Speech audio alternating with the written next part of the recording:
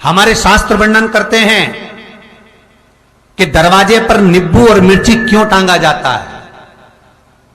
दुकान के बाहर, घर के बाहर नींबू मिर्ची क्यों टांगते हैं? क्योंकि लक्ष्मी और दरिद्रता, इन दोनों देवियों को भगवान विष्णु का वर है कि ये प्रतिदिन भूमंडल पर विचरण करने के लिए जाएंगी। प्रतिदिन, रोज प्रतिदिन लक्ष्मी और दरिद्रता दोनों भ्रमण के लिए निकलेंगे। और जिसके घर में मिष्ठान रखा होगा, उसके घर में लक्ष्मी मीठा खाने के लिए अंदर प्रवेश कर जाती है। और नींबू और मिर्ची दरवाजे पर इसलिए बांधते हैं कि दरिद्रता हमारे घर में प्रवेश ना करे, वो दरवाजे से खाकर ही चली जाए। दरवाजे से। एक बात बहुत ध्यान रखना, जिसके घर में फ्रिज में, डलिया में या रसोई घर में नींबू और मिर्ची ये दोनों एक ही जगह रखे रहते हैं, उसके घर में कभी शांति नहीं रहती है।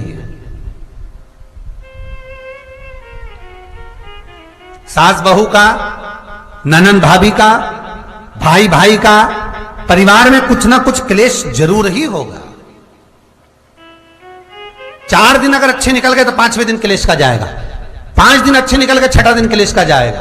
कुछ ना कुछ, एक जरा सी कटोरी पड़ी है उसके पीछे विवाद चालू हो जाएगा, जरा सा पानी ढुल गया उसके पीछे विवाद चालू हो जाएगा, बेडशीट बदल रहे थे उसके पीछे विवाद चालू हो जाएगा, पति कक्ष में आया विवाद चालू हो जाएगा, तुमने एक शब्द कहा, कोई लड़ाई की बात नहीं करी, फिर भी विवाद चालू हो जाएगा। समझ लेना कि घर के रसोई घर में या फ्रिज में नींबू और मिर्ची साथ रखा हुआ है तो वो क्लेश तो देगा ही। पंडितों से पूछोगे, ज्योतिषाचार्यों से पूछोगे, वो कहेंगे मोती पिना दो, कोई कहेगा पितृदोष हो गया, कोई कहेगा कालसर्प दोष हो गया, कोई कहेगा वास्तु दोष हो गया, पर वो आपको ये नहीं बताएंगे कि नींबू और मिर्ची एक डलिया में रखा हुआ है। ये हमारा वेद, हमारा शास्त्र बताएगा कि नींबू और मिर्ची ये दरिद्रता देवी को प्रिय है, और जहां नींबू और मिर्ची साथ रखा वहां दरिद्रता प्रवेश कर जाती है, और दरिद्रता गई तो वो क्लेश उत्पन्न करती है, जिससे इसके घर में सुख ना रहे। सुख नहीं रहेगा तो लक्ष्मी नहीं रहेगी, दरिद्रता उसके घर में आराम से रह सकती है। अब बहुएं कहीं किसी से पूछ रही, सास किसी से पूछ रही, हमारे घर में शांति नहीं, हमारी बहू बहुत अच्छी थी पहले, बहुत क्लेश करती है, हमारी सास बहुत अच्छी थी, बहुत क्लेश करती है, घर में विवाद इतना ज्यादा होता है। गुरुजी, जरा सी बात के पीछे विवाद होगा इतना बड़ा फैल जाएगा, पति पत्नी में जरा सी बात होगी इतना बड़ा फैलाना हो जाएगा, बच्चों को थोड़ा सा समझाओ इतना बड़ा फैलाना हो जाएगा। कारण क्या है? उसका कारण है तुम्हारे घर में जरूर एक डलिया के अंदर नींबू और मिर्ची या फ्रिज के एक बॉक्स के अंदर नींबू और मिर्ची रखा हुआ है, उसका क्लेश तुम्हारे यहां रहेगा ही, सदा रहेगा। इसलिए महाराज नींबू मिर्ची दरवाजे पर टांगा जाता है, बाहर संग नहीं, बाहर जाए। एक बात बहुत सुंदर है, जैसे दूध और दही दोनों एक ही झोले में, एक ही बैग में, एक कैरी बैग के अंदर दूध और दही अलग अलग पॉलिथीन में बंधे हुए हैं, अलग अलग डोलची में, अलग अलग डब्बे में रखे हुए हैं। एक व्यक्ति एक ही बैग के अंदर दूध और दही ये दोनों चीज अगर लेकर घर के अंदर आता है तो उसके घर में संपदा की तो कमी आती ही है, उसके घर में संपदा टिकती नहीं है। घर में अगर लाख रुपए रखे हैं तो 3 दिन या 4 दिन के अंदर वो पैसा वापस जाना है। दही और दूध अगर एक ही साथ आया है, एक ही व्यक्ति एक ही झोले में, एक ही बैग में, एक ही कैरी बैग में अगर लेकर आया, उसी तरह नींबू और मिर्ची का भी क्रम है महाराज। कई कई सब्जी वाले उसको एक साथ बांध देते, नहीं नहीं, नींबू भले अलग बैग में डाल लो, पन्नी में अलग बांधकर या झोले में अलग बांधकर मिर्ची रख लो, वो चल जाएगा, पर एक साथ अलग हो। महाराज मेरे को मालूम है दरिद्रता कि तेरे को खट्टा और तीखा पसंद है, इसीलिए महाराज हमारे हिंदू धर्म में बेटी की विदाई में 4 चीजें नहीं दी जाती। बेटी की विदाई में 4 चीजें नहीं देते। पहली झाड़ू, दूसरी सुई, तीसरी चलनी और चौथा अचार की बरनी। ये बेटी के कन्यादान में, बेटी की विदाई में नहीं देते।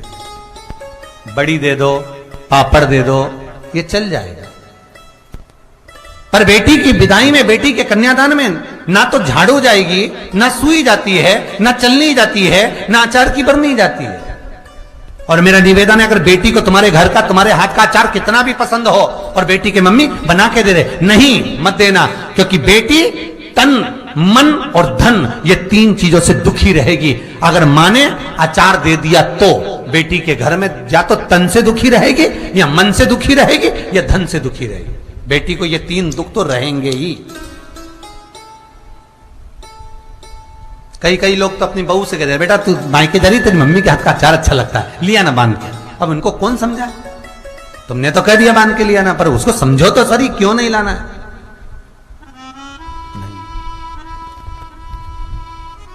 महाराज,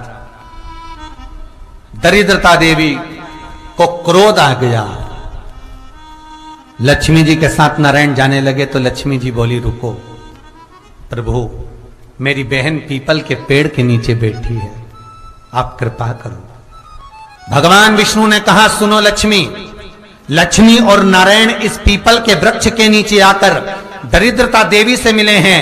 7 दिन तक, पूरे सप्ताह पीपल के वृक्ष के नीचे लक्ष्मी और नारायण का वासा होगा।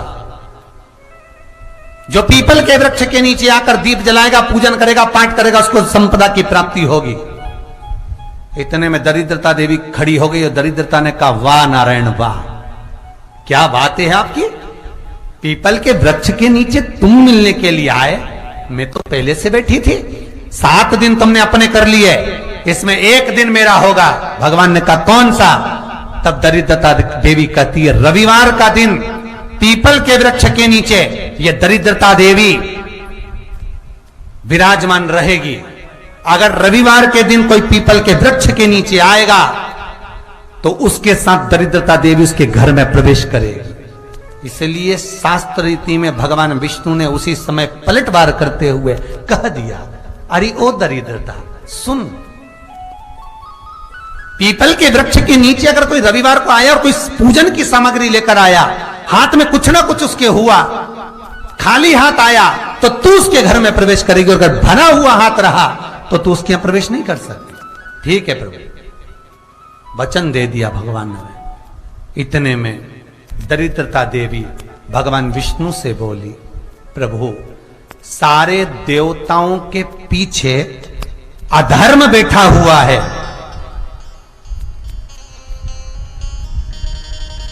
सारे देवताओं के पीछे अधर्म बैठा हुआ है। दुख और दरिद्रता कहां जाकर बैठे हैं, आप स्थान बता दीजिए।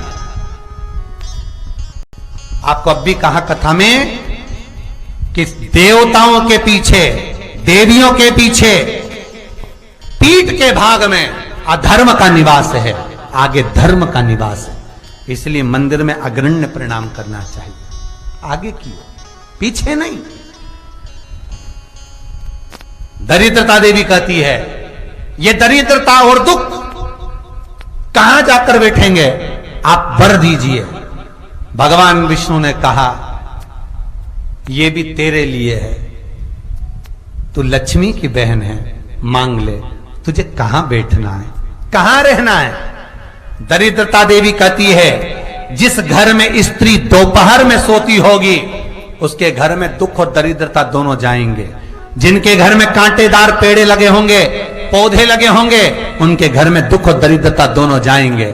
जिनके घर में रात्रि में बासी बर्तन पड़े रहेंगे, उनके घर में दुख और दरिद्रता दोनों जाएंगे।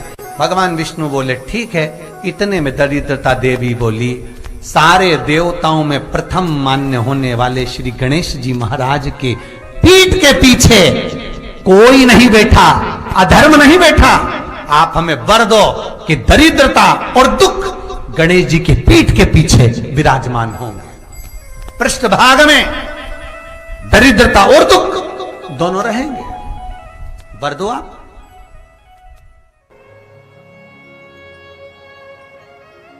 केवल एक मेरा देव अधिदेव महादेव ऐसे हैं, पार्वती मैया जब भोजन परोसती है, कड़िया की रोटी बनाई, काकड़िया की साग, और परसे माता पार्वती जी पावे भोलानाथ, मन शिव रटोरे, छोड़ दो कपट मन शिव रटोरे। आकड़िया की रोटी बनाई और काकड़िया की साग। पार्वती जी जब जब भोजन बना के तैयार रखती हैं, शंकर भगवान के सामने थाली आती है, शिव जी के सामने जैसी थाली पहुंची, बाबा भोलेनाथ जी के सामने जैसी पात्र आया भोजन का, शंकर भगवान सबसे पहले भोजन करने से पहले नंदी की ओर देखते हैं, नंदी शिव जी की ओर देखता है। तब पार्वती जी 3 बार भगवान महादेव से प्रश्न कर चुकी, ऐसा क्या कारण है कि मैं भोजन बनाकर तुम्हारे सामने रखती हूं और नंदी की ओर तुम मुड़कर देखते हो? भोजन में कोई कमी रह गई, भोजन में नमक रह गया, भोजन में मिर्ची रह गई, भोजन में घी रह गया, भोजन में क्या कमी रह गई कि मैंने थाली रखी और तुमने नंदी की ओर देखा? ऐसा है क्या? पति भोजन करने बैठे और पत्नी ने थाली लगा के रखी और पति अपना मोबाइल देखता रहे, तो पत्नी को गुस्सा नहीं आएगा? तुम्हारा मोबाइल जरूरी है कि भोजन जरूरी है? किससे चैटिंग चल रही है? क्या है ये? किससे बात चल रही है? क्या हो गया ये मोबाइल में क्यों लगे रहते हो दिन भर? भोजन की थाली सामने रखी है ना। माता पार्वती जी ने शिव जी के सामने भोजन की थाली रखी और भगवान शंकर भगवान ने नंदी की ओर मुख कर कर देखा। जो नंदी की ओर देखा तो पार्वती जी ने गुस्सा कर दिया। माता पार्वती जी बोली, प्रभु एक बात बताओ, मैं रोज भोजन की थाली लाती हूं और आप भोजन की थाली देखकर नंदी की ओर देखते हो, ऐसा है क्या?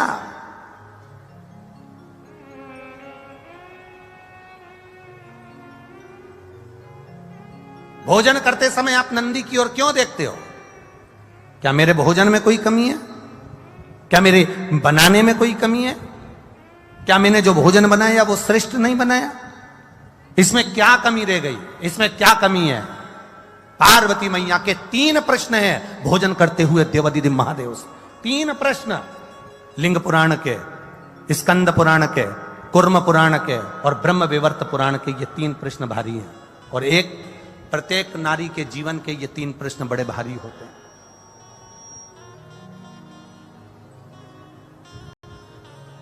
ब्रह्म विवर्त पुराण में भी ये वर्णन किया गया। प्रश्न कर लिया, क्या कारण क्या है? ये नंदी को तुमने देखा क्यों और नंदी ने तुमको देखा क्यों? क्या बात क्या है? शंकर भगवान उस समय पर मौन होकर, मेरा देवाधिदेव महादेव, त्रिकालदर्शी, कालाधिपति, मेरा विश्वनाथ, मुस्कुरा दिया। बस हंसे प्रभु, बोले कुछ नहीं। जब कोई प्रश्न बड़ा भारी होता है ना और कुछ अच्छा ही होता है ना, तो मुस्कुराया जाता है। कभी कभी पति भी मोबाइल चलाते चलाते, भले वो बेचारा किसी से चैटिंग नहीं कर रहा, पर पत्नी ने कहते तुम तो रोज लगे रहते हो चैटिंग में, किससे बात कर रहे हो? वो मुस्कुरा देता। वो मुस्कुराया, बस पत्नी समझ गई जरूर कोई बात है। सही बता दो मुझको, क्या बात है? जल्दी बताओ मेरे को, किससे चैटिंग चल रही थी? लाओ दो मेरे मोबाइल मेरे को हाथ में। पति ने अपना मोबाइल भी दे दिया, ले, और किससे बात चल रही थी वो भी दिखा दिया। तो वो तो केवल व्हाट्सएप खोल के मैसेज देख रहा था, तो तुम मुस्कुरा क्यों रहे? कारण क्या? अरे आकड़िया की रोटी बनाई, काकड़िया की साग, और परसे माता पार्वती जी, और पावे भोलानाथ, मन शिव रटोरे, और छोड़ दो कपट मन शिव रटोरे। पार्वती जी ने पूछ लिया, आखिर बात क्या है? क्या हुआ? क्या ऐसा कारण क्या? शिव जी नहीं बोले।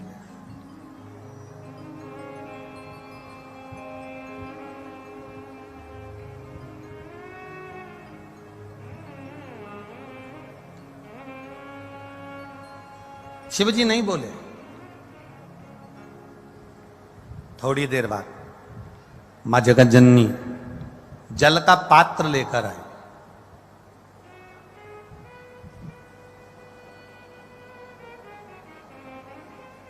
जो जल का पात्र लेकर मां जगत जननी आई,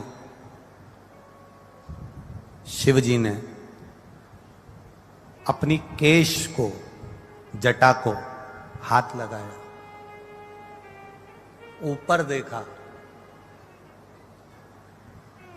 शंकर जी का एक चित्र, एक फोटो आपने देखा होगा जिसमें शिव जी ऊपर देख रहा है, दोनों हाथ ऊपर। किसी ने दर्शन करें कभी? शिव जी के एक फोटो का दर्शन करना, अगर ना करे हो तो कभी गूगल पर, नेट पर, चित्र में शिव के जटा ऊपर गंगा और शंकर के नेत्र ऊपर दर्शन कर लो।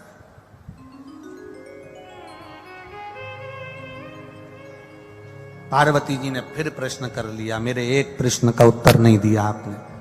मेरा दूसरा प्रश्न है, मैं आपके लिए जल लेकर आई तो आपको ऊपर देखने की क्या जरूरत थी? अगर मैं जल लेकर आई हूं तो ये ऊपर देखने की क्या जरूरत है? क्या है ऐसा ऊपर?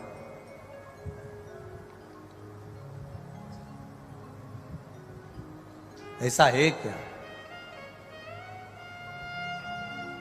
शिव जी ने कोई उत्तर नहीं दिया। कभी कभी उत्तर ना दिया जाए तो ही अच्छा है। जब प्रश्न की ललकता व्यक्ति के अंदर आ जाती है तो उत्तर पाने की चाह उसके अंदर बढ़ जाती है।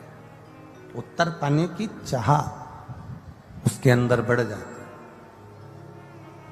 दो प्रश्न खड़े हो गए। पहला प्रश्न क्या है कि भोजन की थाली लगते ही नंदी को तुमने क्यों देखा और नंदी ने आपको क्यों देखा? दूसरा प्रश्न क्या है, भोजन के लिए जब मैं जल भर कर लाई हूं आपके पीने के लिए तो आपने ऊपर क्यों देखा, किस लिए देखा? और महाराज तीसरा प्रश्न, जब भोलेनाथ भोजन की थाली पे से उठ गए, जल पान कर कर उठ गए, जब मेरे शंकर भगवान जल पीकर भोजन की थाली पर से उठकर जब चले और बाहर जाकर केवल खड़े होकर मेरे भोलेनाथ ने कुछ देर नेत्र बंद करे, तब फिर माता पार्वती ने प्रश्न कर लिया कि मेरे नाथ, अब ये तीसरा प्रश्न है आपके चरणों में कि आपने बाहर जाकर नेत्र बंद कर कर क्यों खड़े हो गए? कारण क्या है? कारण क्यों? कि शंभु शरणे पड़ी मांगू घड़ी रे घड़ी दुख काटो दया करी ने दर्शन आपको। तीन प्रश्न है और तीनों प्रश्न बड़े भारी हैं। तीन प्रश्न और तीनों प्रश्न बड़े भारी। शिव जी शयन में विश्राम करने के लिए मेरे भोलेनाथ जी बैठे थे, लेट रहे थे, तभी उसी समय पार्वती मैया आ गई। शिव जी के चरण के नीचे के तलवे को मेरी माता पार्वती जी ने हाथ लगाया है, शंकर भगवान के पांव के तलवे में। बहुत बहुत ध्यान देना।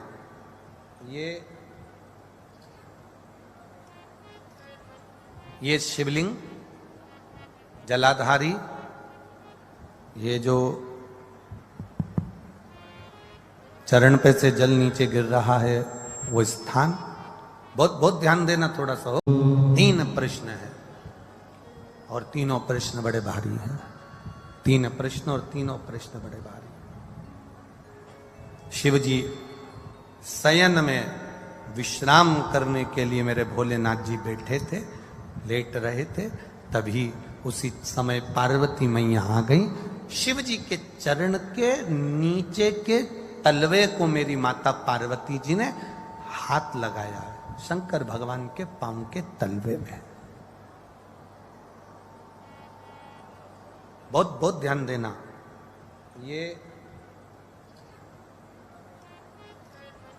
ये शिवलिंग जलाधारी, ये जो चरण पे से जल नीचे गिर रहा है, वो स्थान बहुत बहुत ध्यान देना थोड़ा सा हो।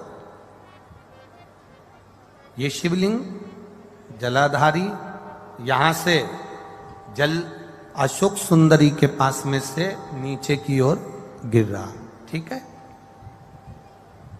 बेलपत्र नहीं है आपके पास चढ़ाने के लिए, मत चढ़ाओ। जल नहीं है चढ़ाने के लिए, मत चढ़ाओ। अक्षत नहीं है चढ़ाने के लिए, मत चढ़ाओ। पुष्प नहीं है शिव जी को चढ़ाने के लिए, मत चढ़ाओ। शमी पत्र नहीं है, मत चढ़ाओ।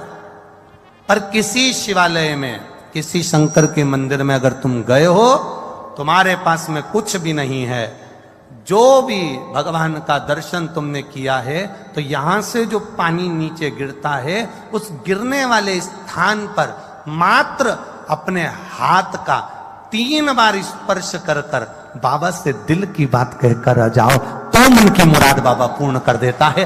वो सहज प्रसंग है। माने मेरी माता पार्वती जी ने शिव जी के चरण के नीचे के तलवे को मेरी माता ने स्पर्श किया है। आज बाबा बैठे हुए और माता ने चरण के तलवे को स्पर्श किया, स्पर्श स्पर्श किया। बस अब पार्वती जी ने प्रश्न नहीं किया। 3 प्रश्न माता पार्वती जी कर चुकी थी, अब दूसरी बार माता पार्वती जी ने शंकर जी से कोई प्रश्न नहीं किया।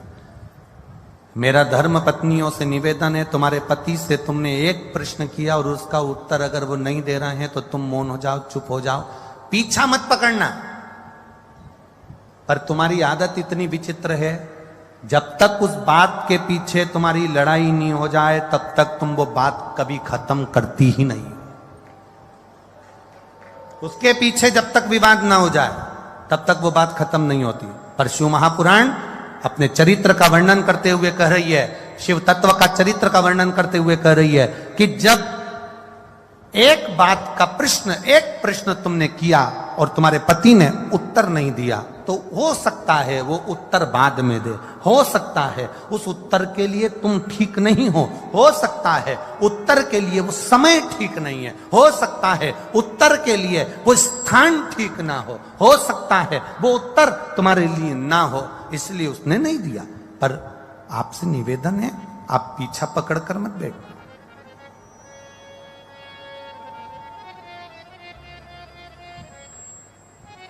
कई माताओं की आदत होती है, कई आवाज पकड़ रहा है, गला पकड़ रहा है। कई माताओं की आदत रहती है, पीछे के गए हुए लोगों को ज्यादा वो उखाड़ते हैं। पीछे का जो समय चले गया ना, उसको उखाड़ते हैं। वो तो मैं उस दिन से जानती हूं, जिस दिन से शादी करके आई हूं ना, 3 दिन नहीं हुए थे और तुम्हारी बहन ने मेरे साथ जो जो करा है ना, मैं सब मालूम है मेरे को। अब जब लड़ाई होती है तब वो 3 दिन, उसके पूरे 70 साल की हो गई, पर वो 3 दिन खत्म नहीं हुए। उसके 3 दिन उसके चालू है। अब मेरे महादेव जी ने क्या करा, केवल चरण के तलवे को स्पर्श किया था मेरी मां ने, केवल चरण को स्पर्श, और शिव जी ने कह दिया, गौरा, ए गौरा, ए हिमालय सुता, ए विनायक की महतारी, ए षडानंद कार्तिकेय की मां, जगत का भरण पोषण करने वाली है जगत जननी, तुमने 3 प्रश्न मुझसे किए, अब प्रश्न नहीं कराए मेरी माता ने। केवल एक बार प्रश्न कर कर मेरी माता भूल गई, और भूलने के बाद मेरी मां महादेव के चरण के उस रज को, उस नीचे तलवे को केवल स्पर्श करी और शिव जी ने उत्तर देना प्रारंभ कर दिया। सुनो हिमालय सुता, सुनो गोरा, सुनो हे जगद्धात्री जगदम्बा, हे दुर्गा, सुनो, तुम्हारा पहला प्रश्न था कि मैं भोजन की थाली के सम्मुख बैठा तो तो नंदी को क्यों देखा, किस लिए देखा, और नंदी ने मुझे देखकर अपने शीश को क्यों हिलाया। सुता, हे हिमालय सुता, उसका केवल एक उत्तर है, मेरे को लोग विश्वनाथ कहते हैं। विश्वनाथ का मतलब तुम जानती हो सुता? विश्वनाथ का मतलब तुम्हें मालूम है पार्वती? पार्वती जी कहती हैं, हां, जो विश्व का नाथ है।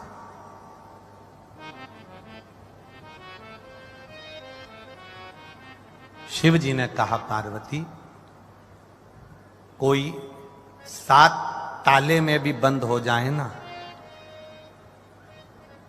मेरे भोजन के पहले कोई 7 ताले में भी बंद हो गया, मेरे भोजन के पहले उसके पेट भरना चाहिए। विश्वनाथ का मतलब है कोई